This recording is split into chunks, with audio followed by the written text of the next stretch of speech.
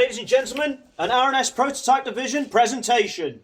The Generation 4 1919 Series 30 cal. We've made significant improvements on the design, parts were revised. We have a metal grip stop reinforcement, a spring-loaded top cover catch. The top cover has an independent hinge now. The cocking handle carrier has bearings and a chromed rod, so it moves smoothly.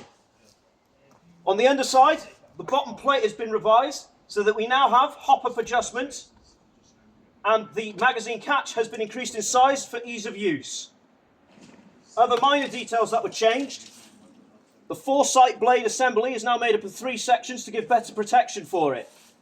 The left and right sides of the lower pin mount have been reinforced. That sums up the revisions on the Gen 4, other than tightest tolerances.